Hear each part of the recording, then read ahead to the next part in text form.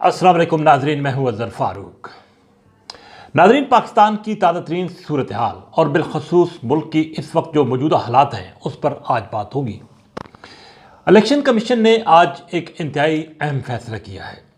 Election commission ने पाकिस्तान तहरीक इंसाफ के कौमी और सूबाई असम्बली के मुनर्रिफ अरकान को तलब कर लिया है। इलेक्शन कमीशन का एक तवील इजलास आज इस्लामाबाद में हुआ, जिसकी सदारत चीफ इलेक्शन कमिश्नर ने की। तफसीली गौर व खोज के बाद एक एलामिया जारी हुआ, जिसमें यह कहा गया है कि कौमी असम्बली के PTI अरकान के इस्तीफ़े इलेक्शन कमीशन को अभी तक मौसूल नहीं हुए। ताहम जो मुनर्रिफ अरकान हैं उनके हवाले से रेफरेंसेस इलेक्शन कमीशन को मौसूल हो चुके हैं। इलेक्शन कमीशन ने फैसला किया है कि 28 अप्रैल को कौमी असम्बली के PTI के मुनर्रिफ अरकान को तलब किया जाएगा और इस हवाले से उनको नोटिस जारी कर दिए गए हैं, जबकि पंजाब के मुनर्रिफ अरकान को 6 मई को तलब किया गया है। स्पीकर पंजाब असम्बली चौधरी परवेज इलाही ने इस हवाले से एक रेफरेंस इलेक्शन कमीशन को भेजा था। PTI के पंजाब से जो मुनर्रिफ अरकान हैं उनके डिसीट होने के हवाले से वाज़ेह तौर पर इम्कानात हैं, क्योंकि उन्होंने नवमुंतखब वज़ीर आला जिन्होंने अभी तक हलफ तो नहीं उठाया, हमजा शहबाज शरीफ, उनको उन्होंने वोट पार्टी पॉलिसी के खिलाफ दिया था। अगर वो हमजा शहबाज को वोट ना करते तो हमजा शहबाज की कामयाबी के इम्कानात बिल्कुल भी ना थे। अब इलेक्शन कमीशन के पास ये मामला पहुंच गया है और इन अरकान का फैसला इलेक्शन कमीशन के हाथ में है।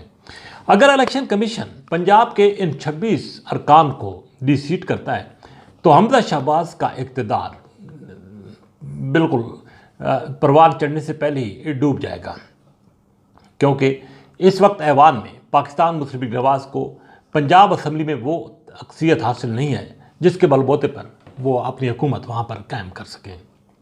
तो इस बात के कभी इम्कानात है कि पंजाब में हमजा शहबाज, जिन्होंने अभी तक हलफ भी नहीं उठाया, अगर वो 2-4 दिनों में हलफ उठाते हैं तो ये उनके इक़्तिदार की गेम जो है वो बहुत ही महदूद होगी और अल्टीमेटली होगा ये कि वहाँ पर ना तो PTI को अक्सरियत हासिल होगी ना मुस्लिम लीग नवाज़ को।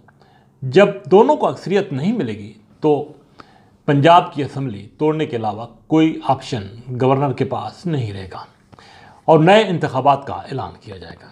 PTI ये चाहती है कि जल्द से जल्द इंतखाबात का ऐलान कराया जाए।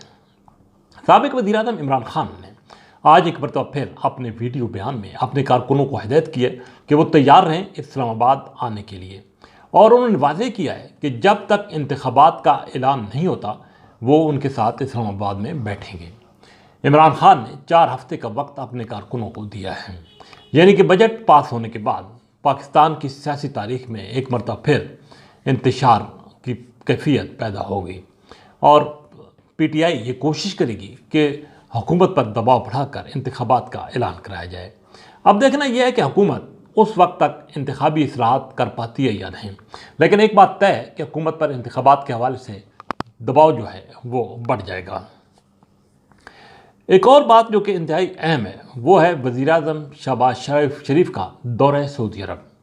शहबाज शरीफ इंतहाई अहम दौरे पर सऊदी अरब 27 अप्रैल को रवाना हो रहे हैं। अब अपोजिशन इस वक्त शहबाज शरीफ पर इल्ज़ाम आयद कर रही है कि वो एक बहुत बड़े लाव लश्कर के साथ जा रहे हैं। अगरचे उनके फैमिली के 16 अफराद इस वफद का हिस्सा होंगे, लेकिन ये कहा गया है कि शहबाज शरीफ तमाम अखराजात खुद बर्दाश्त कर रहे हैं और कौमी ख़जाने पर किसी किस्म का कोई बोझ नहीं है। इसमें हकीकत इस वजह से भी नज़र आती है कि शहबाज शरीफ ने अपने कुछ इत्तेहादियों को भी दौरे सऊदी अरब के लिए मदऊ किया था और उनको साथ जाने की दावत दी थी, लेकिन ये तमाम इत्तेहादी जिनको पता चला कि ज़ाती अखराजात पर खर्चे पर उम्रा अदा करना है वो एक एक करके पीछे हट गए और अब ये कहा जा रहा है कि शहबाज शरीफ के साथ इत्तेहादी नहीं जा रहे क्योंकि वो अपनी जेब से उम्रा अदा नहीं करना चाहते। उनकी ख्वाहिश थी कि कौमी ख़जाने से अगर उनको उम्रा करा दिया जाता तो वो यकीनी तौर पर तैयार हो जाते। अगरचे शहबाज शरीफ कह चुके हैं कि माजी में भी उन्होंने अपने ज़ाती अखराजात से 2008 से 18 तक जितनी भी सऊदी अरब के दौरे किए या उम्रा अदा किया उन्होंने ख़ुद अखराजात बर्दाश्त किए हैं।